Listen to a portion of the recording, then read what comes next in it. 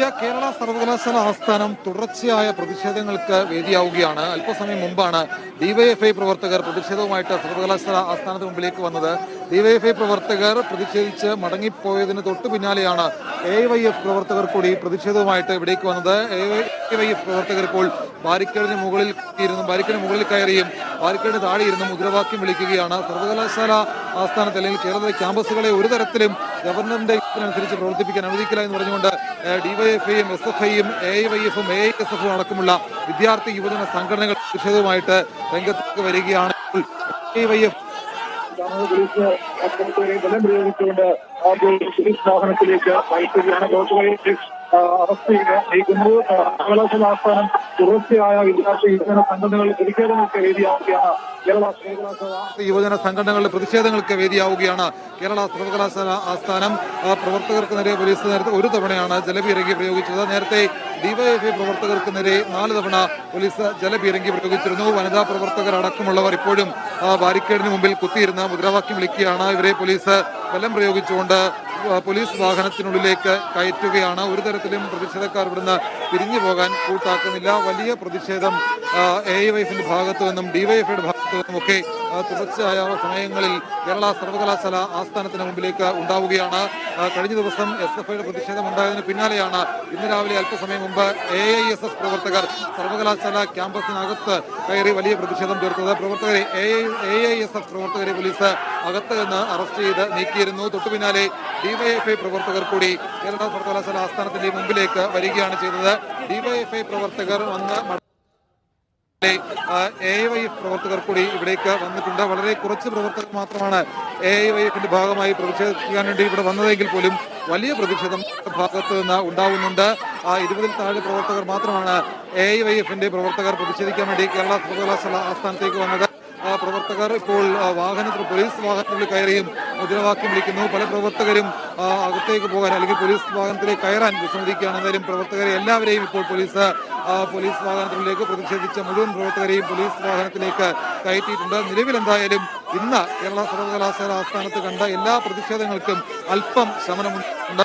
ഇനിയിപ്പോൾ SFIയുടെ ഒരു പ്രതിഷേധം അല്പസമയത്തിനുള്ളിൽ ഏതാണ്ട് 1 മണിയോടുകൂടി രാജ്ഭവനിലേക്ക് ഉണ്ടാകും. അവിടെ വലിയ ഒരു പ്രതിഷേധം തിരുവനന്തപുരം SFI ജില്ലാ കമ്മിറ്റിയുടെ നേതൃത്വത്തിൽ ഉണ്ടാകും എന്നുള്ള ഒരു മുന്നറിയിപ്പ് തിരുവനന്തപുരം ജില്ലാ കമ്മിറ്റി ഡിവൈഎഫ്ഐ SFI പ്രവർത്തകർ നൽകിയിട്ടുണ്ട്. ഇപ്പോഴും വാഹനത്തിനുള്ളിൽ കയറി നിന്ന് AIYF പ്രവർത്തകർ മുദ്രാവാക്യം വിളിക്കുകയാണ്. പോലീസ് വാഹനത്തിനുള്ളിൽ കയറി നിന്നും AIYFിന്റെ പ്രതിഷേധം നമുക്ക് കാണാം. പ്രവർത്തകരെ ഇപ്പോൾ പോലീസ് പ്രതിഷേധിച്ച മുഴുവൻ പ്രവർത്തകരെയും പോലീസ് വാഹനത്തിനുള്ളിൽ കയറ്റി പോലീസ് സർവകലാശാല ആസ്ഥാനത്തിന് മുമ്പിൽ നിന്ന് കൊണ്ടുപോവുകയാണ്. എന്തായാലും ഇന്നത്തെ പ്രതിഷേധം കേരള സർവകലാശാല ആസ്ഥാനത്ത് തുടർച്ചയായി കണ്ട പ്രതിഷേധം ഇപ്പോൾ അവസാനിപ്പിച്ചിട്ടുണ്ട്. പ്രവർത്തകർ ഇപ്പോൾ പ്രതിഷേധിച്ച മുഴുവൻ AIYF പ്രവർത്തകരെയും സർവകലാശാല ആസ്ഥാനത്തിന് മുമ്പിൽ നിന്ന് കൊണ്ടുപോയിട്ടുണ്ട്. നേരത്തെ ഡിവൈഎഫ്ഐ പ്രവർത്തകർ ഒരു തവണ പോലീസ് ജലപീരങ്കി പ്രയോഗിച്ചു. പിന്നീട് പ്രവർത്തകർ ബാരിക്കേഡിന് മുമ്പിൽ കുത്തിയിരുന്നുകൊണ്ട് പ്രതിഷേധിക്കുന്ന ഒരു സാഹചര്യമാണ് നമ്മൾ കണ്ടത്. എന്തായാലും പ്രതിഷേധിച്ച മുഴുവൻ AIYF പ്രവർത്തകരെയും പോലീസ് ഇപ്പോൾ പോലീസ് വാഹനത്തിൽ കയറ്റി സർവകലാശാല ആസ്ഥാനത്തിന് മുമ്പിൽ നിന്ന് കൊണ്ടുപോയിട്ടുണ്ട്. എന്തായാലും ഇന്നിപ്പോൾ നമ്മൾ രാവിലെ മുതൽ കേരള സർവകലാശാല ആസ്ഥാനത്ത് കണ്ട പ്രതിഷേധം ഇപ്പോൾ അവസാനിപ്പിച്ചിട്ടുണ്ട്. ഇനിയിപ്പോൾ അല്പസമയത്തിനകം എന്തായാലും ഷിജോ, രാജ്ഭവനിലേക്ക് SFIയുടെ പ്രതിഷേധമുണ്ട്. അതൊരല്പം ശക്തമാകാനിടയില്ലേ?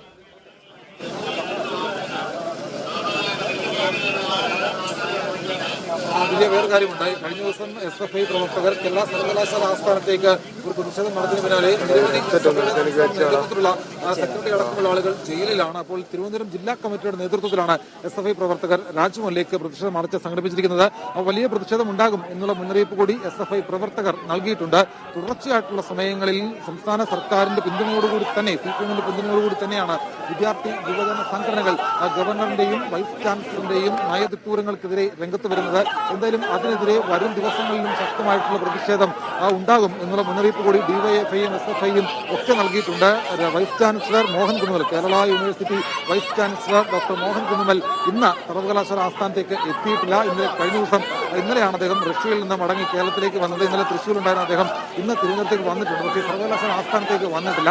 സർവകലാശാല ആസ്ഥാനത്തേക്ക് vice chancellor doctor Mohan Kunnummal എത്തുന്ന സാഹചര്യം ഉണ്ടായാൽ അദ്ദേഹത്തെ എവിടെയും തടയും എന്നുള്ള മുന്നറിയിപ്പ് SFIയും ഡിവൈഎഫ്ഐയും ഒക്കെ നൽകിയിട്ടുണ്ട്. അപ്പോൾ നാളെയും ഇത്തരത്തിലുള്ള പ്രതിഷേധങ്ങൾക്ക് സാധ്യതയുണ്ട്.